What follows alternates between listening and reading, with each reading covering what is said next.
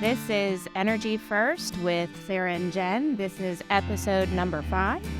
And Sarah and I started this podcast just really to raise awareness, particularly in regards to the energy sector here in Appalachia.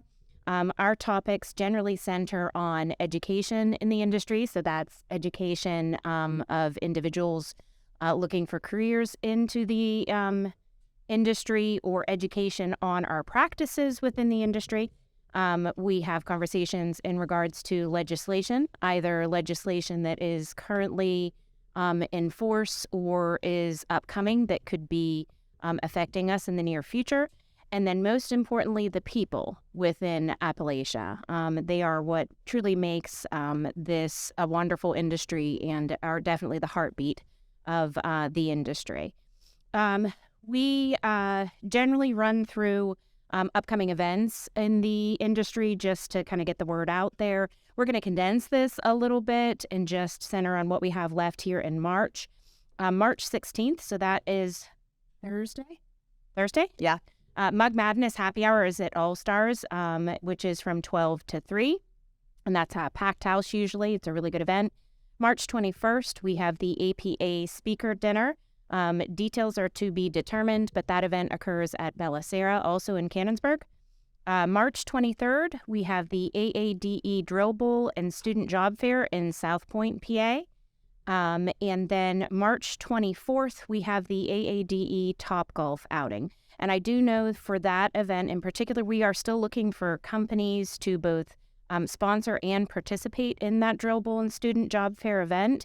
I think the last I checked the roster, we had about 50 students, all petroleum engineering students who would be attending, looking for opportunities for summer internships and, careers as they come into graduation. We have been very blessed to actually have a couple of commitments as far as sponsorships are concerned. Wait, can I time out for a second? Yes. Okay. Tomorrow we have the SBE luncheon. Oh. And also the Great Gathering. Oh, yeah, we do have the Great Gathering. Sarah and I will be there. I'm actually setting up helping set up the WEN booth and the APA booth. So we will definitely be there. We are going to be talking to an organization also tomorrow called the Americans for Prosperity. So shout out to Mary Beth. We're going to have a brief conversation with her. So that's pretty exciting. And I think there's a couple of state reps that are coming to that too. So we will get that out to you yourselves as well. And then sponsors. So Women's Energy Network have kindly sponsored us. Wonderful ladies. Thank you guys very much. And then TV. Yep. Have sponsored us as well. And then we're going to save Curran's sponsorship for his episode, I think, because he sent us some wonderful swag. So we're super excited about that episode coming up. So without further ado, I want to welcome our guest today, which is Mr. Chris Halvorson. Chris, thank you for coming. Hi, guys. Yeah, thanks for having me. Yeah, absolutely.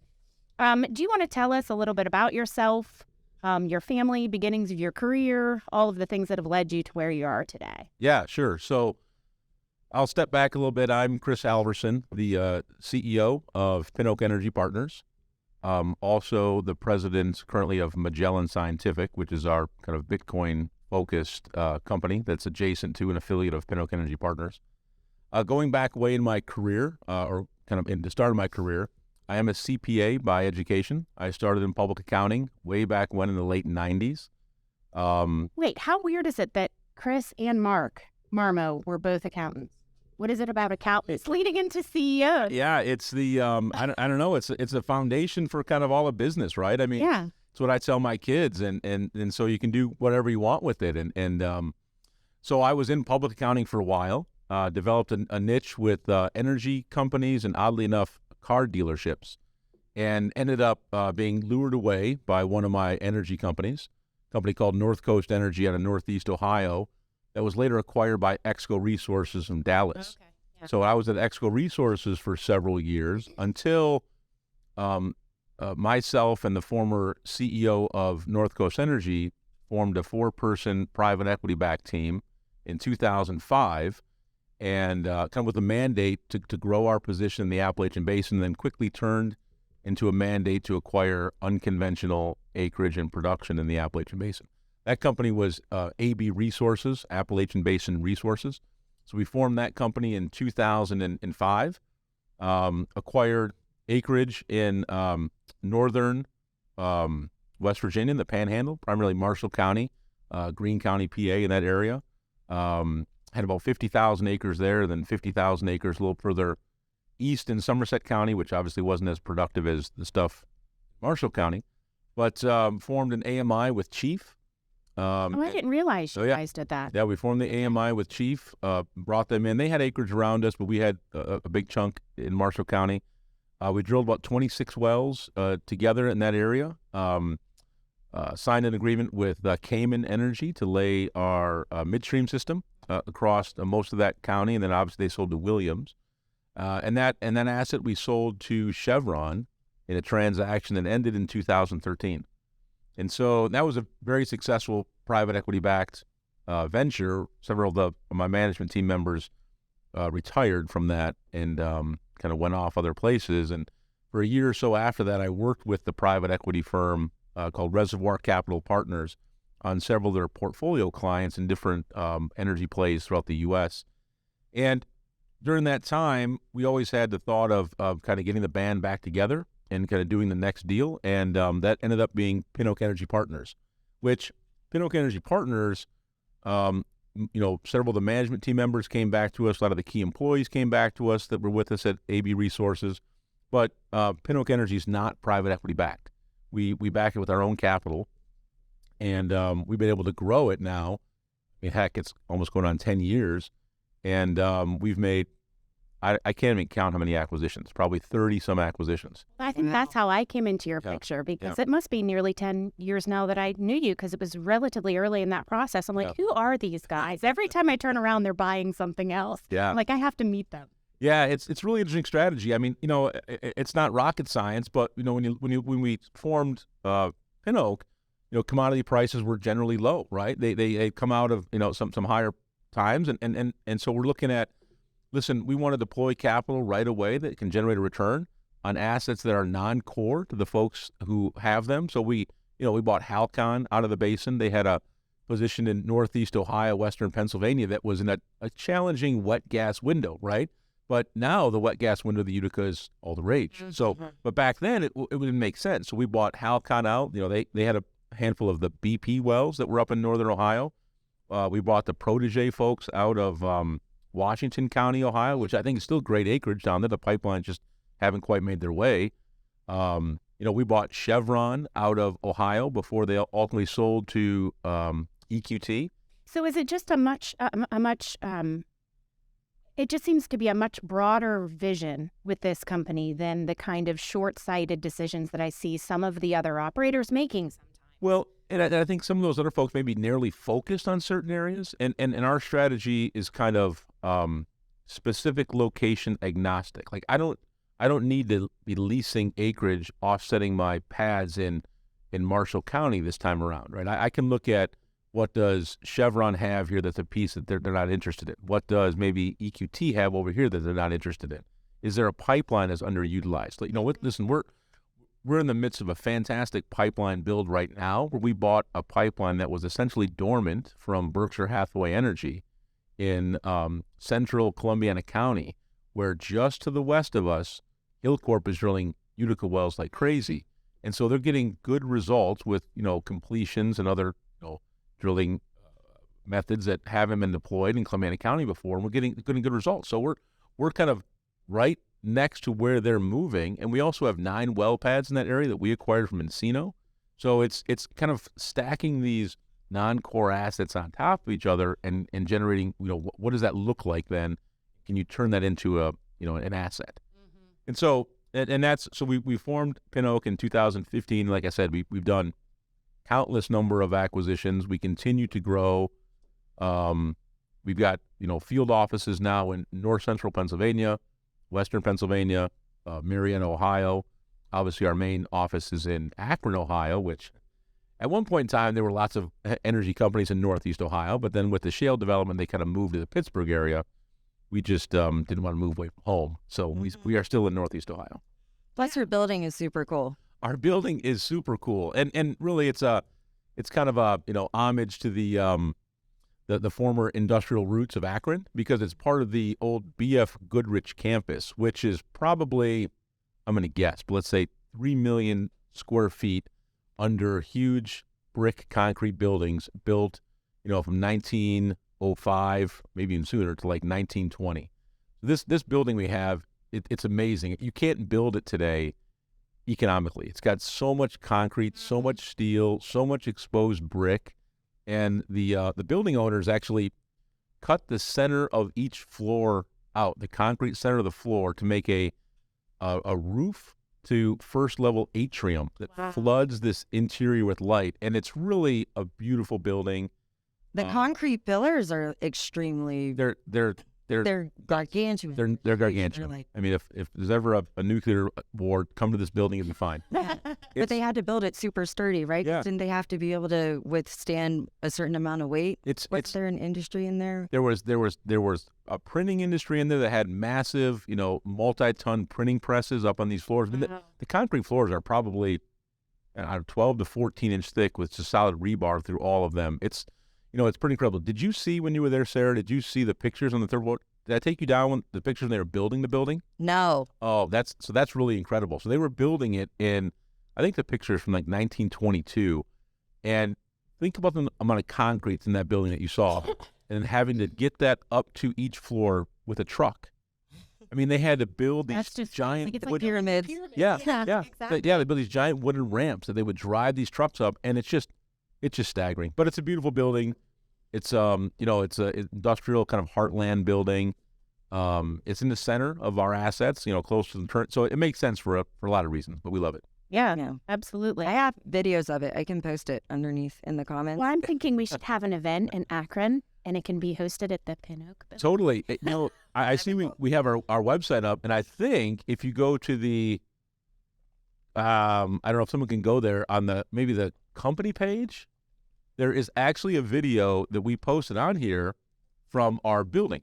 Oh, wow. And they asked us to post the video on here. So it's really interesting. If you go to our, I believe it's under our company page on pinoakep.com, there's a 5-minute video or something about the building. So the building owner, in conjunction with, I think, the Historical Society of Akron, made this building in this video, and it's really a great video. So I'll have to go check it out for sure. Yeah. So we're going to bring Brent into this, which we probably should have brought Brent with you, because Brent, an original band member, I guess, that you brought together, right? So we actually saw Brent speak at Power Appalachia, which was a phenomenal event. Are we doing Power Appalachia again this year? I think so. I'll have to talk to Tara and the girls and see if that's happening. But he was definitely one of the most animated, engaging speakers that we had at that event. Yep. Can you tell us how you two connected? Yeah. So, Brent and I go back a ways through various industry contacts, right? I mean, Cayman Energy was the predecessor to Blue Racer. Blue Racer was the Cayman Dominion kind of joint venture in Ohio, chasing the Utica, and Cayman was, chasing the Marcellus and PA and West Virginia. So I've known Brent for a while and knew of Brent for a while, and we talked on and off on a whole bunch of times, kind of leading up to probably 2000 and, I don't know, what was it, 18 that he came on to us, and he was leaving Blue Racer. And, we have been talking to him about other projects and pipeline projects around the area. I think the whole topic of focusing on non-core assets really resonated with him, and his knowledge of pipelines is second to none, right? So when we had some brainstorming sessions over cigar and bourbon about those sort of things. And I think that we just hit it off, right? He's got a very similar personality. He's 24/7, 100 miles an hour, super smart, really digs into topics. When we get into our crypto talk here, some of the stuff that Brent comes up with is just fascinating. Everyone was asking him questions after about the crypto. And it's so cool because it also reduces carbon emissions. We can talk about that later. Well, that process we can talk about. You guys have, we actually have a patent on that. And Brent and I, our names are on that patent that for this gas. Let's switch it around. We were going to put it towards the end, but we've kind of segued into it. We can talk about it right now. Yeah, absolutely. So part of our strategy around the whole Bitcoin affiliate is addressing situations where we noticed there was energy wasted or underutilized energy in the oil and gas space, right? I think that's the key to Bitcoin. This is the tip of the mountain, but Bitcoin in of itself is energy.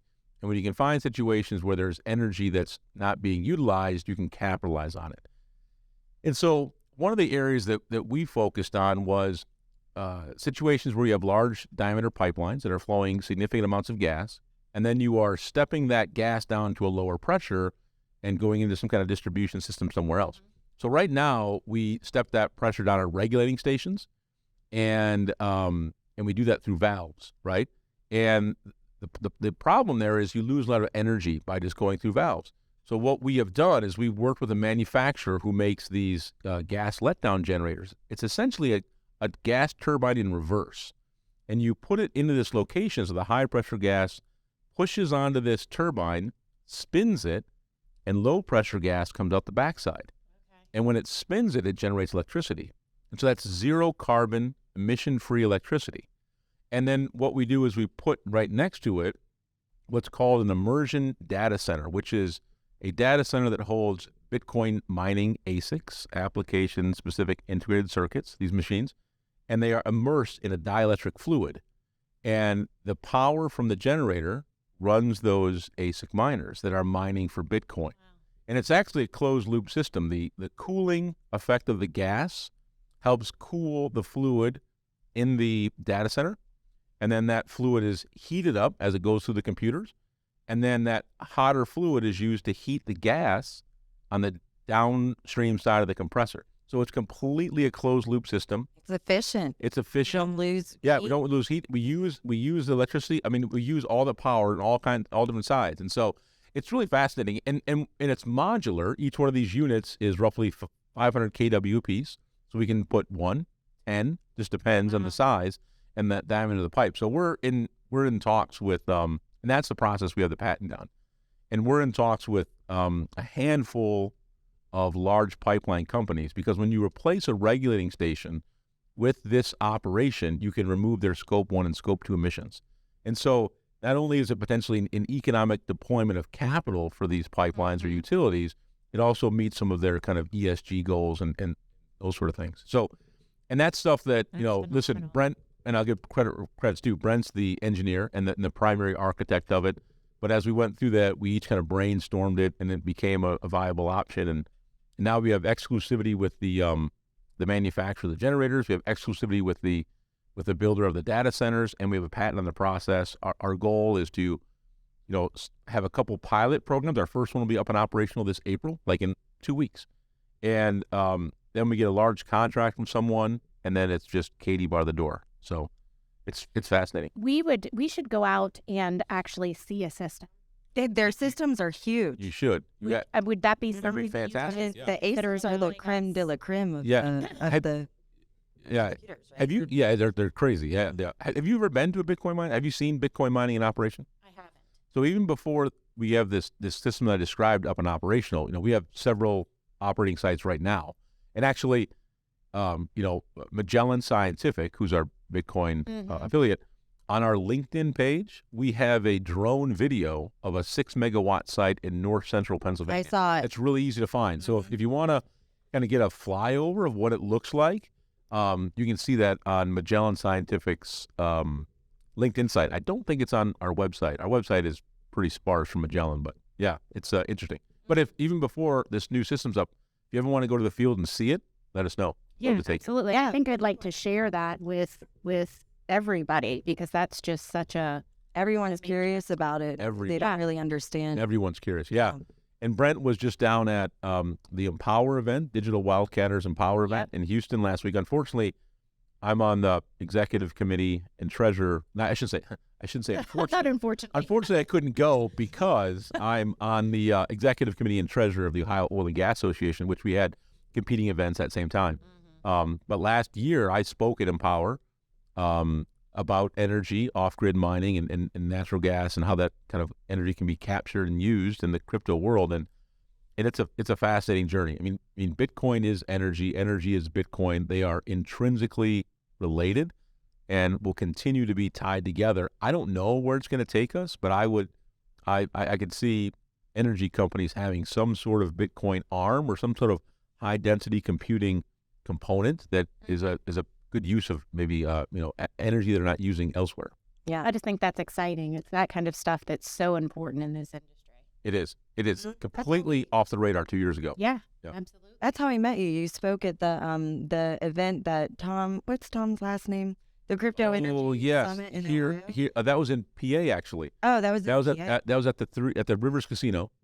Okay. We had that event. That's right. And then I also spoke last year at the Ohio Oil and Gas Association meeting, same topic. But yeah, that's right. Yeah, aren't you the president of the Blockchain Council, Ohio Blockchain?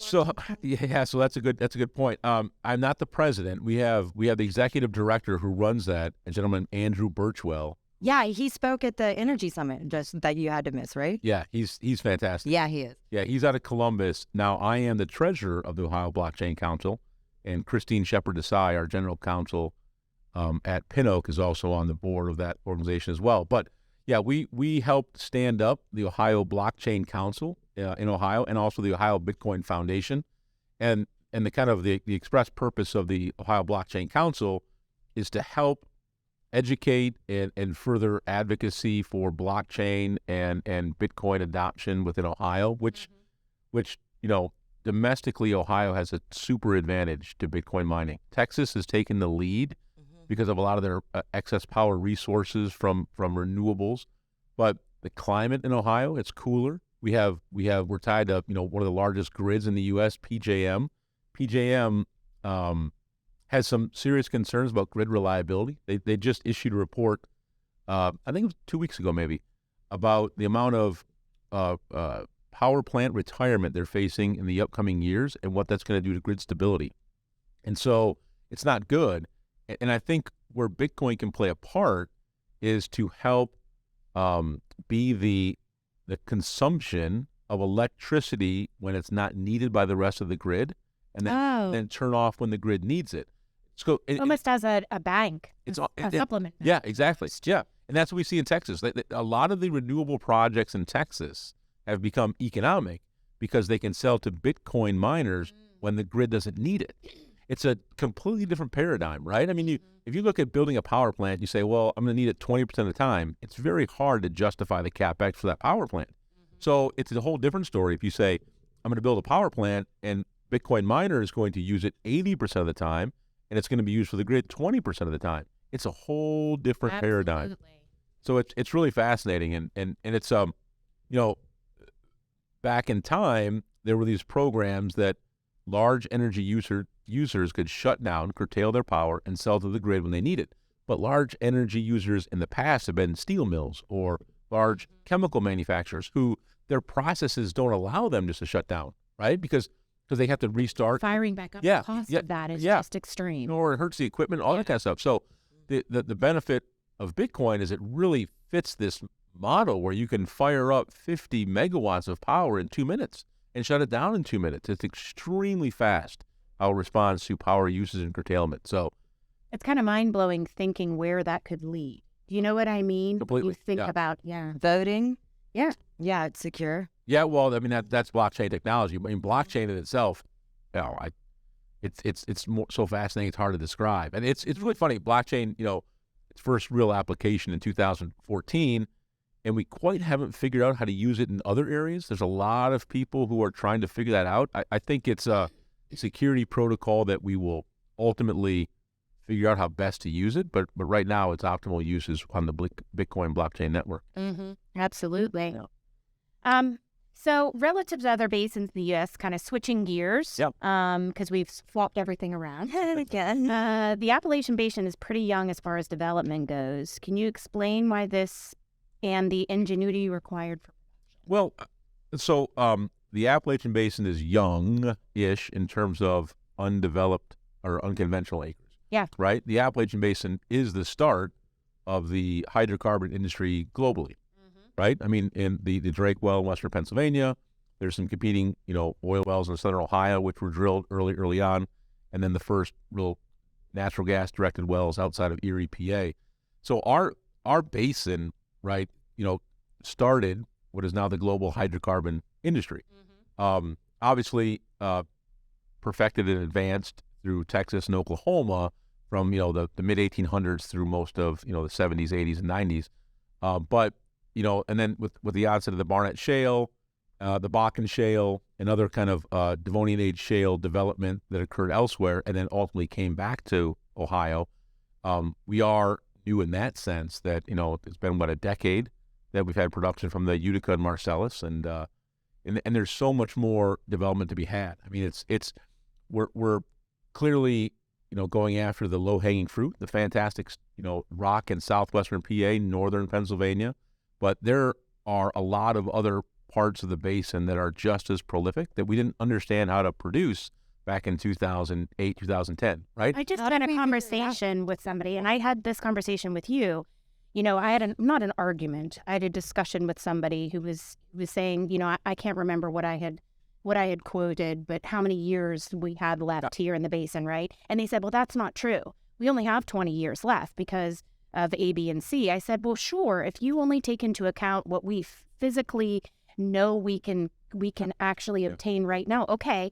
But half of what we're obtaining right now, we didn't even know we could 5 years ago. All of what we're doing right now, we didn't know we could do. Yeah. What we're going to be able to obtain in 10 years is completely different from now. So you can't put a 20-year number on that. It's just 20 years, we have as much natural gas reserves as Russia. Yeah, and we can retrieve it. And it's an economic question too, right? I mean, if natural gas is $10, that's probably suboptimal for the economy, but it makes everything else more economic. We've got.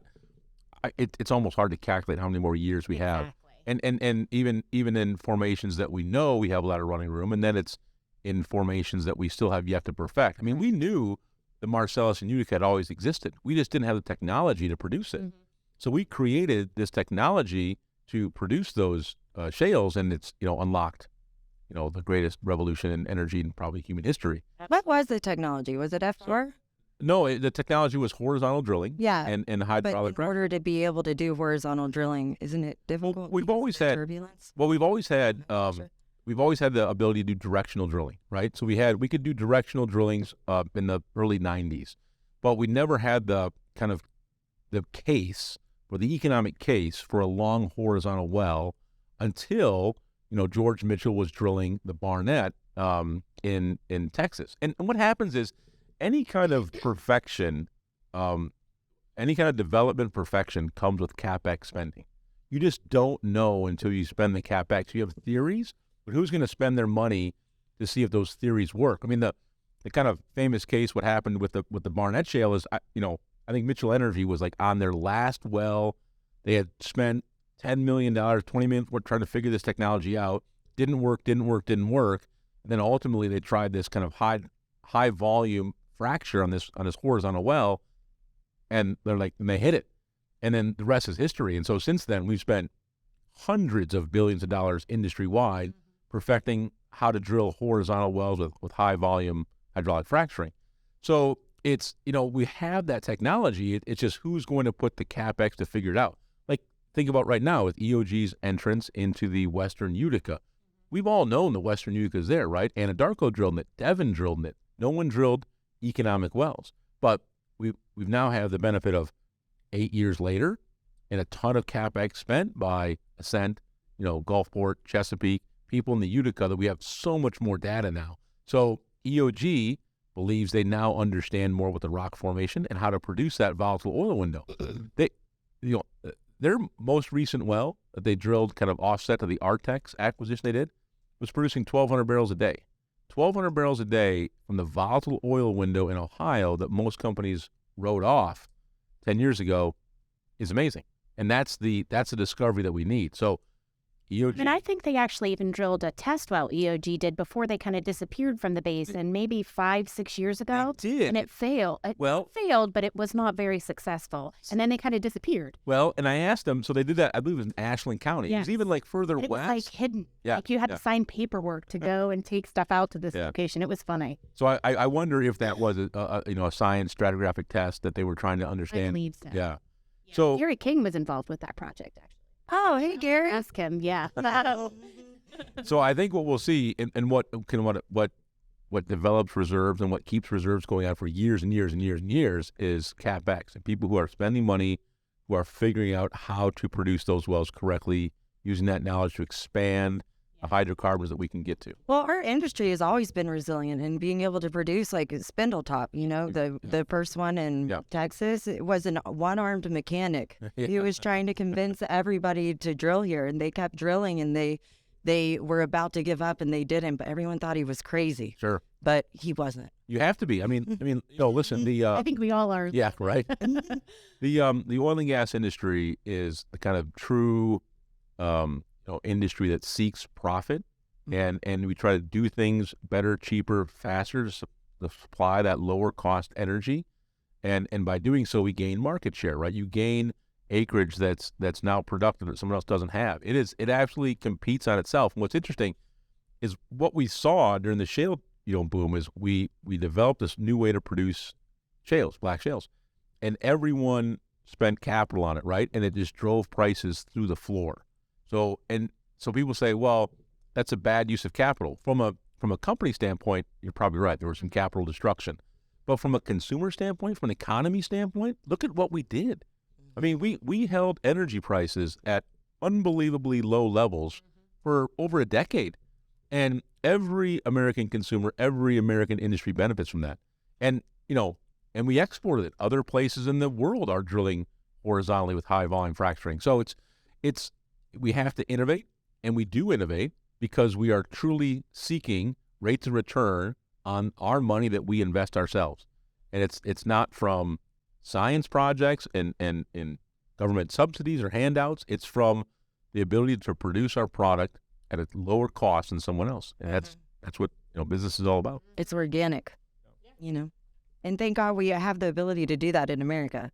That's a part of the other reason. It really is. And then thank God we're here in the Appalachian Basin. Like you mentioned before, Sarah, we are sitting on what is the third largest natural gas field outside of Russia and rest of the U.S. So, I mean, Ohio, PA, West Virginia, parts of Virginia, we are absolute global superpower.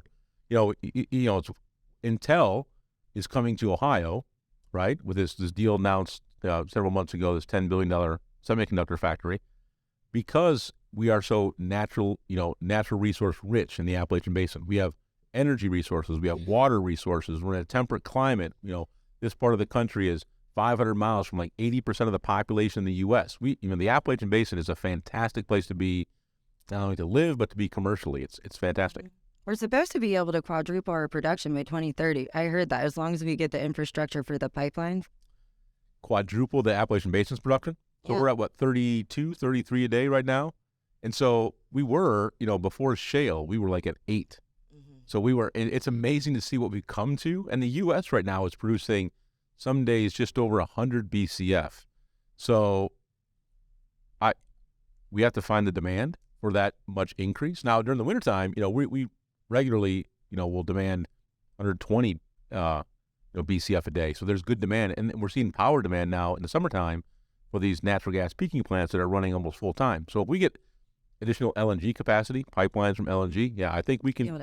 I think we can be the low cost energy security supplier to most of our European and Asian allies. There's no doubt.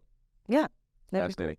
So I wanna tell everybody how I met you. Sure. Well, I met you at the Blockchain Council Summit thing, but then I met you again, and I met you shortly after I competed for Mrs. Pennsylvania. So I was like trying volunteers, looking for purpose in life. And whenever I went there, the judges were extremely harsh on me for being a petroleum engineer. And you have to turn in this 2-page bio. And the only thing I had was a petroleum engineer. And the judges asked me questions like, so I see that you're a petroleum engineer. Don't you care about the environment? And immediately, immediately I was like, oh, I lost. And I had spent a lot of time and money doing that. Not fossil fuels are going to be obsolete in 20 years. How do you feel about that? So my feelings were really hurt. And then I met you. It lit a fire under my, to be an energy advocate. Yeah. And then I met you, and we had a conversation at your office about energy advocacy. Yeah. And you told me a story about the evolution of humanity with fossil fuels. So, I'll tell that in 1 second. It's the problem, I think, is we have a real significant understanding gap in the public about the physics behind energy, about what fossil fuel use has done to mankind, what our world is like. We kind of we don't see the forest through the trees, right? It's normal for us to come into this wonderful studio, right, and have this podcast with state-of-the-art equipment and drive a couple hours to get here. Or sometimes people fly here. I mean, these kind of energy resources, these are all items brought from our excess energy, what we have put energy towards. Many parts of the world don't have this. This is not common. And so we get lost. The general public, the politicians pushing an agenda, we get lost at what people elsewhere don't have. And so I face that all the time, Sarah. So in circles that I talk to people with, I'm always ready to defend the industry because I know there's people who have different perceptions. And you want to do so in a polite way because if you're in a country club or a social setting, it's not good to get into fights right away. Let it happen. But yeah, I get it. I appreciate it. So I like to tell this story, and it's kind of a story through time. And so just kind of give me a second. I don't think you've heard it, so I'll tell it to you. Okay. No. So we're going to go back in time a little bit. Okay. So let's go back to the year 1250, right? That's around the Magna Carta time. Okay. So in the year 1250, think of a family that lives 30 miles outside of the city of London. Okay. In the year 1250, how do they get to London? Horse and carriage, walk. Yeah, walk. I mean, horse. Yeah. So yeah, what's their house made of? Stone and thatch. Okay. And how do they heat their home in the wintertime? Coal, most likely, or wood. Probably wood. I mean, coal would have to be outcrops on the surface they had to find, but yeah, likely wood or dung, right? Dung has always been. They burn peat over there. It depends. Yeah, in certain parts there's peat. Yeah, all those kind of those biofuels, right? Okay, so then let's fast forward 100 years to 1350. Same kind of fact pattern. 30 miles outside of London. How does that family get to London? Same way. Well, what's their house made out of? Same stuff. How do they heat it? Same way. Okay, I think you see. So go 1450. Same way. Same thing. Yes, same thing. 1550. Same thing. 1650. Same thing. Right? This is getting repetitive. 1750. Same way. Okay, now think of this one. 1850. Same. Oh wait, no, not 1850. It's the same. It would be the same. Really? It's the same. Oh yeah, because 1900 is when we there's some advancement around 1850 around coal and steam engines, but it's early. It's very, very early. Mm-hmm. But just for the purpose of this example, we have had the exact same fact pattern from 1250 to 1850. And quite honestly, I could have gone before 1250 and really bored you, but but that period, nothing has changed. Yeah, very little. And now go from 1850 to 1950. What changed? How could you get everything? How could you, if you're 30 miles outside of London, how could you get to London in 1950? Plane, submarine, obviously there's no waterway, but train, car, hot air balloon, dirigible, Zeppelin, I mean, whatever. I mean, all these different things. In 100 years. Yeah, we had satellites, we had radio. That's we had a generation and a half, because they say, 60 years for every generation. Yeah. Could you imagine, how miraculous you would have thought life was back then if you lived? Oh, yeah. It was literally species altering. I mean, in that 100-year period, our use of hydrocarbons, what hydrocarbons allowed us to do is to perform more work in a given day, right? Mm-hmm. If you look at how much work we could do as a species before hydrocarbons, it was predominantly the caloric expenditure of each person working, and maybe the horses or other animals they use. But we then created this machine calorie, right? I'm stealing Alex Epstein's line there. Mm-hmm. But we're feeding this stuff to machines that are doing work of 10, 15 times the work we could do normally. And it's cumulative, right? You build a building in New York City, you use that from this point forward. Our energy consumption is like the balance sheet. Like we can look at a moment in time and see we spent all this energy and this is what our society's like. And before then we had none of that. So that 100-year period from 1850 to 1950 is so unbelievably revolutionary, and there's very few people who understand that effect. Mm-hmm. It's incredible. The average American uses 75 times the machine calorie that they use from food calories. And you think about slavery, eradicating slavery and using machine. Well, we haven't eradicated slavery. We've just shifted it here. Yeah. Well, no, you're right. I mean, we use it in other East Asian countries that ship their products here. And that's a perfect point. These other countries a billion, what is it, 1.4 billion people, 10% of our world doesn't have access to electricity at all. Yeah. And if you think about it, The like exact same place. the fundamentals that we take advantage of, like incubators. Think of do you know of anybody with a preemie baby? We don't have that problem anymore. Yeah. I mean, we don't have. But other places do. That's right. That's right. You know, and if we could produce the Appalachian Basin, we can export Well, so that people can, you know, have the same luxuries that we have. it's not even luxuries. It's basic healthcare. Necessities. Yeah. Right. You talk about, again, I think this is also in the Alex Epstein book, or maybe the Bjorn Lundberg book, or Schellenberger. I don't know, one of those guys. But they talk about a preemie baby in Africa. Gambia. The Gambia. Yeah, I think it. So, I mean, if you know, what bothers me, and I don't want to go too far down this rabbit hole. If we want to help undeveloped countries, we should be building coal-fired power plants as fast as possible. Yeah. Because you want to help people who are in dire poverty in Africa or Southeast Asia, wherever else. Build a coal-fired power plant and figure out a different solution after people's lives are being saved. It's crazy to go build a solar panel in Africa. Yeah. You can use it 30% of the time, and once you leave, the military mob will come take it over and control it. So people don't have basic necessities that can save people's lives, and we have that technology, and that's what's sad, and that's really right. That's the essence of the moral case of fossil fuels. That's what Alex preaches. There's a moral case to getting people to use a certain amount of energy that makes their life healthier, more productive, and then we can pivot off of that. But yeah. I was Googling trying to go to Africa because I want to see how people in energy poverty live, you know, Chris, right? If you're going to bring me on, we talk about it more. Do you have to be vaccinated to go to Africa? Well, I'm sure there's a bunch of stuff you have to follow. Oh, I know, but like COVID vaccinated. I don't know. We don't got to go there, or we don't have to go there. Find that out. But anyway, whenever I was Googling it, every single mission had to do with, we'll give them energy, we'll give them solar and wind. And I'm just like, what are they going to do? Could you imagine being an African and or, someplace without electricity and saying, thanks for having enough power to power my cell phone. But they're not going to use it towards a cell phone. Just look at where their energy is at today, right? And we've had decades of people trying to provide resources to help them, and those resources haven't helped, right? We're sitting here today, 2023, and there's arguably the same situation they've been in 30 years ago. So just like the story that you I mean, it's the same thing. Elsewhere.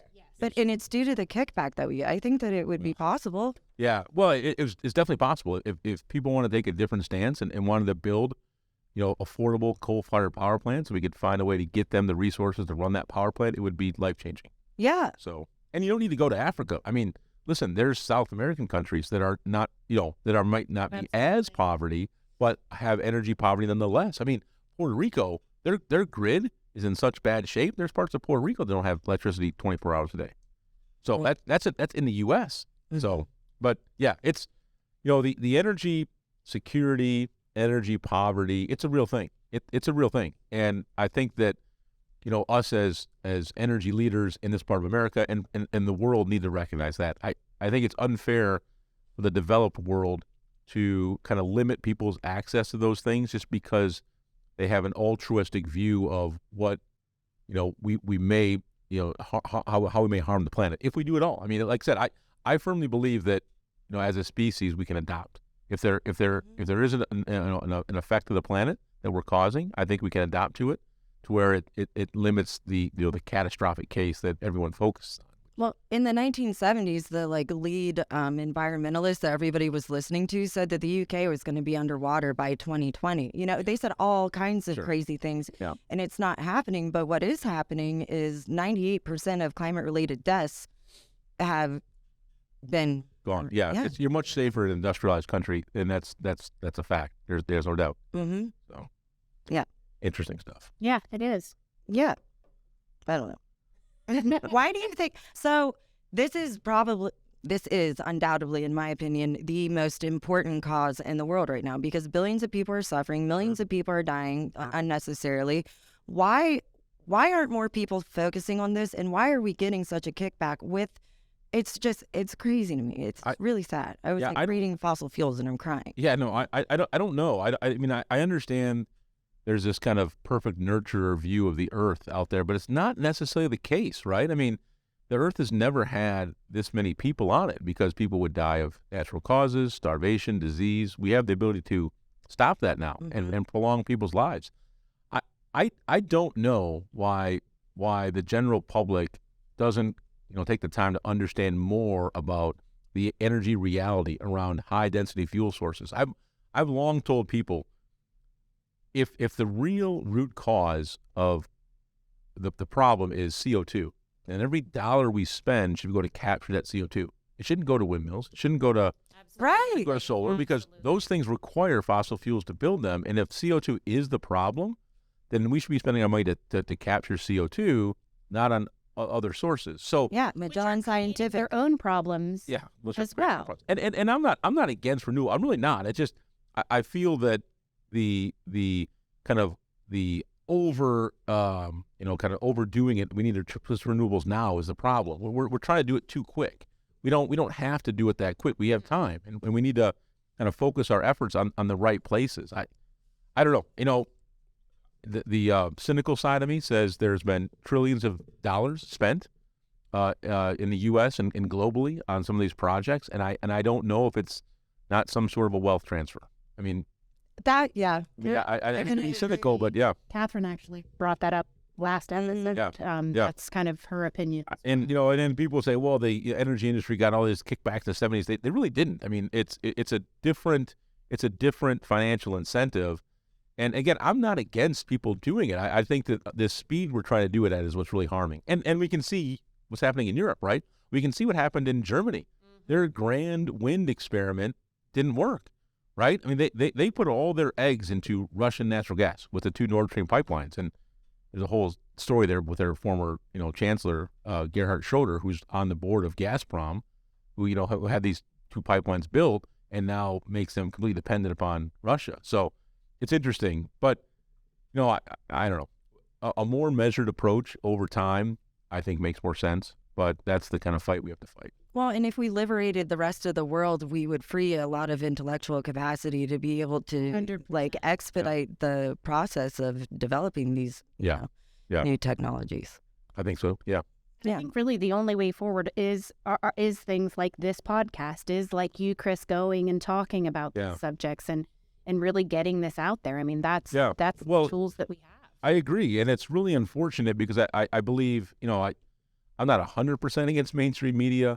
But the mainstream media always has this slant, right? It's always has this bias. I get so frustrated when I see local media talk about the high temperature of the day, right? We're going to break a record.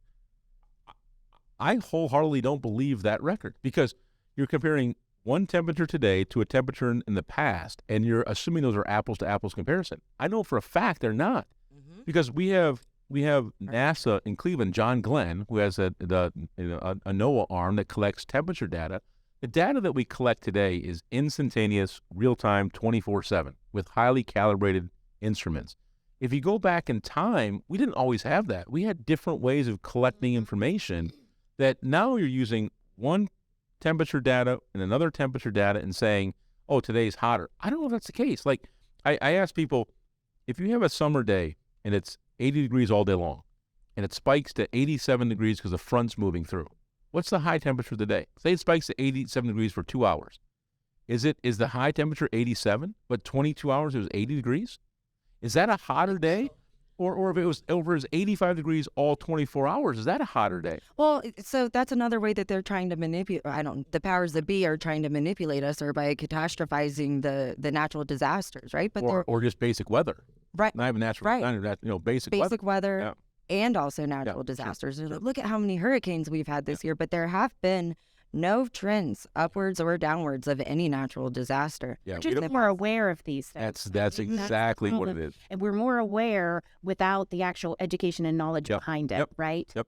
And listen, it all is a confluence. We have a cell phone society, so every natural disaster now has amateur photographers going to location taking pictures that in the 50s, 60s, 70s, we didn't have that, right? You had to have your own portable camcorder or a news crew go out there. So it's all about presenting this case that's not necessarily true, but meant to push an agenda, which is unfortunate, because I wish the flip side of the agenda was the people that we're saving, the health benefits we have, the people that don't get affected. We have a hurricane land on shore here, which we've had since the dawn of man, right? There's times we have hurricanes now, we have very little loss of life. Right. And that's because of the massive, strong structures that we built. People can get out of the Keys on major highways now. I think the Keys were hit by a major hurricane in 1929 that destroyed that railroad that went from Jacksonville down to Key West and wiped out much of the population of Key West. They didn't have the technology to get out back then. And so now it's undeniable that our energy sources have made us safer and from normally naturally occurring disasters. And that piece just gets swept under the rug. Yeah, it does, unfortunately. Yeah. So fossil fuels are cost effective too, right? So that's a reason that we are able to mass produce and save all of these lives and make this technology. Can you kind of explain why they're cost effective?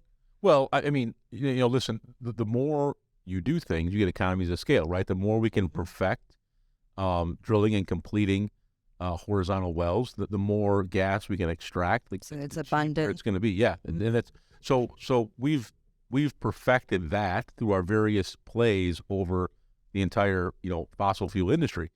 It is true that renewables, when operating, are very affordable. And it's just the reliability. Well, it's when they operate, right? Because if they're not operating 70% of the time, it doesn't really matter. They have a backup. Well, yeah, they are, and this sounds bad. I don't mean it this way. They are a parasite on the back of fossil fuels. Fossil fuels has to be there all the time. And then they have to start up just like at the power plants that we were talking about. It's inefficient. You lose. So you do get a situation where people will tout the economics of renewables, but that's when they're operating, and it rarely counts their capex, and not only that, the government subsidies that come from those capex, and that's fine to an extent. Again, I'm not opposed to government agencies helping industries perfect what they're doing, and that's fine. So I don't mind that, but it is the low cost energy that we produce that's been such a massive benefit to the U.S. economy and the global economy. Yeah. I mean, we drove the price of natural gas with the shale development, for 15 years down to the floor. I mean, that was an amazing benefit to our economy. Yeah. Yeah. Well, we have to watch our time. I think, unfortunately, Chris. You seriously out of time? We're just getting started. Well, we're gonna have Chris back. Are we? Need Chris back? No, we're gonna go to his office. Oh yeah, we're gonna bring a remote show. Can we do a on location podcast? Yeah, we are. And you gotta bring all the equipment there. Woo-hoo. I want to, for sure. We would love to come out and see one of those locations. Yeah. If Pin Oak would be open to that. Of course, yeah. I think that's a story that would definitely benefit from the visual of seeing it. Yeah. Yep. And we're also trying to get on pad. Yeah, I have approval for us to get to the drilling locations. We're going to go out and talk to the guys out there too, which will be interesting. We'll need lots of beeps, I'm sure, when we're talking to those ones. So we'll have to arrange for that to happen. But Chris, we really want to thank you for joining us. We will be doing this again in another form, hopefully on location, maybe in your offices. Well, let me say 1 second. I really appreciate the podcast, guys. This is a fantastic tool to get this information out to people, and it takes people like you guys to actually put it together. It's fantastic. It really is, and don't lose sight of how powerful this is. So it's great. Thank you both. Oh, we appreciate that very much. It's very close to both of our hearts. We were talking about that on the way here. Thank you. Yeah, Chris, of course. we appreciate it. And this has been Energy First with Sarah and Jen, and we hope you join us for our next episode. Thanks.